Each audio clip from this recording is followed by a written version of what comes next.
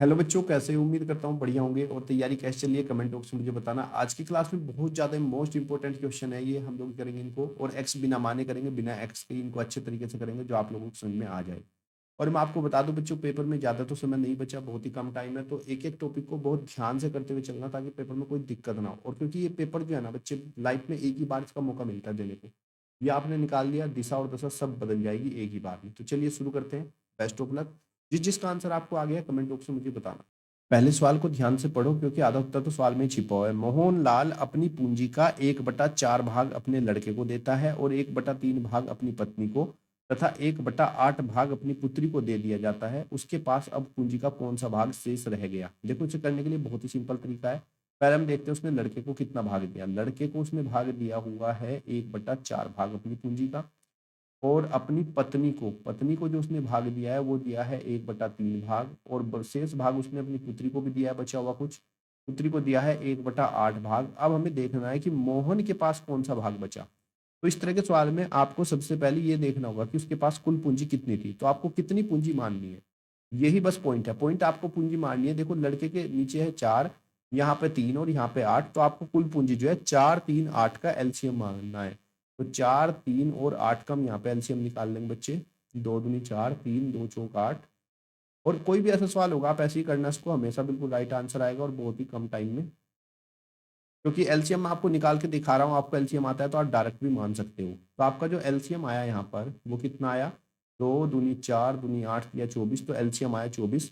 तो अब आपको जो मोहन की कुल पूंजी है, मोहन की कुल पूंजी जो मान के चलना है वो 24 मान के चलना है। कि माना मोहन के पास 24 रुपए थे। अब इस 24 में से लड़कों को कितने दिए वो देख लो। भाई 1/4 भाग किसका था? पूंजी का। तो 4 से 24 को काट देंगे तो लड़के को 24 में से मिले 6 रुपए। पत्नी की बात करें तो पत्नी को भी 1/3 भाग मिला था 24 का, तो 3 × 8 = 24। तो पत्नी को मिले 8 रुपए। और पुत्री को भी 1/8 भाग मिला था, तो 1/8 में 24 से गुणा कर देंगे, जो भी आंसर आया 8 के 24। तो इसकी पुत्री को मिले 3 रुपए। अब टोटल जो पूंजी थी वो तो 24 रुपये थी। 24 में से कितना पूंजी इसने इसको दे दिया? लड़का, पत्नी और पुत्री सबको जोड़ देंगे। 8 और 6 14। और 14 और 3 कितना हो गया आपका? 17। तो टोटल उसने 17 रुपए जो है कुल पूंजी अपनी दे दी है। अब शेष कितनी बची मोहन के पास ये देखना है। तो मोहन के पास टोटल पूंजी थी 24 रुपए। 24 में से उसने 17 दे दिया। तो 24 में से 17 आप लोग घटा देना। 14 में से 7 गया 7। तो 7 रुपए उसके पास अभी बचे हैं। तो उसने कहा पूंजी का कौन सा भाग शेष रह गया? कितना रह गया? 7 भाग शेष रह गया। किस में से? 24 में से, क्योंकि टोटल पूंजी तो 24 आई। तो 7/24 इसका उत्तर आ जाएगा। ऑप्शन नंबर 1 आपका राइट आंसर। कमेंट बॉक्स में बताओ बच्चों आपको समझ में आया कि नहीं। जब भी आपका कोई सवाल ऐसा है तो आपको क्या करना है, जो भी इनका हर होगा, नीचे वाला भाग जो भी हर होगा, इनका आपको एलसीएम लेना है। जो एलसीएम होगा वही आपको टोटल पूंजी मानकर चलना है। क्लियर बच्चे? अब देखो क्वेश्चन नंबर 2 देखते हैं। क्वेश्चन नंबर 2 भी बहुत ही आसान है। इसमें भी आपको एक्स वैक्स कुछ नहीं मानना है, बस आपको कुछ चीजों पर ध्यान देना है। उसने कहा है क्वेश्चन नंबर 2 में 4 क्रमागत सम संख्या है। देखो ध्यान रखना, सम संख्या यानी कि इवन नंबर है और इनका औसत है 27। इनमें से बड़ी संख्या कौन सी होगी आपको ये बताना है। देखो 4 सम संख्या है, ए बी सी डी आपने मान ली 4 सम संख्या है। औसत है 27। देखो जो औसत होता है वो हमेशा बीच का होता है। औसत जो होता है, अगर क्रमागत सम है या विषम, तो बीच की संख्या हमेशा औसत होती है। तो औसत है 27। इसका मतलब बी और सी के बीच में क्या आएगा? 27 आएगा। ये बीच की संख्या हो गई 27। आपको कहा गया है सम संख्या है, तो भाई 27 तो हो गया बीच की संख्या। तो 27 से पहली सम आ गई कितनी? आपकी 26। और 27 के बाद की जो सम संख्या आएगी वो आपकी आएगी 28।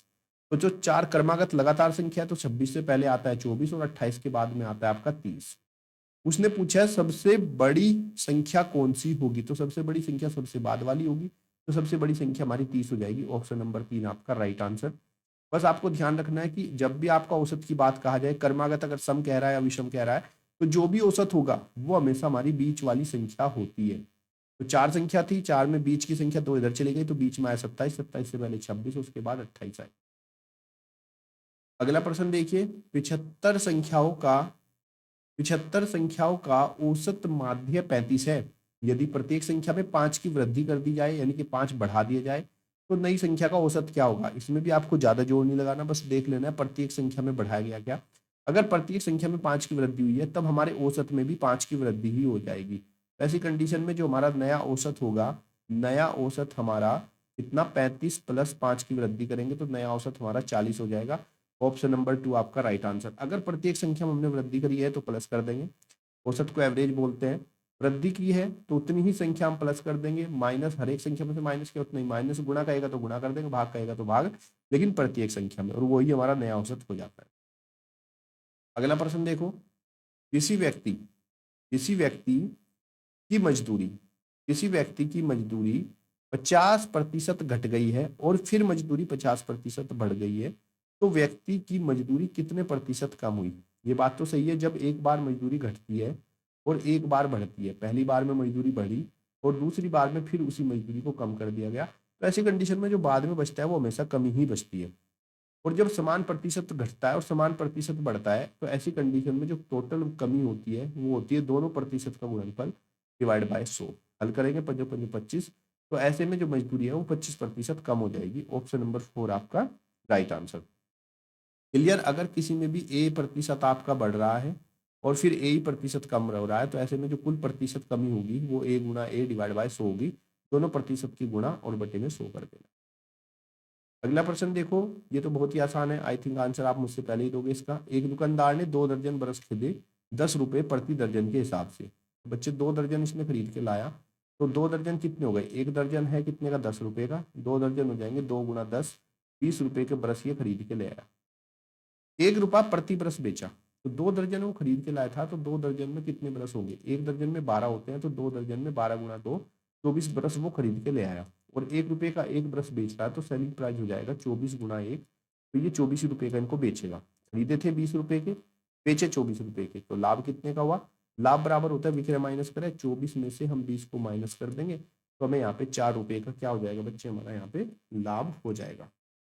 क्लियर बच्चों? कमेंट बॉक्स में बताओ आपको 5 क्वेश्चन कैसे लगे।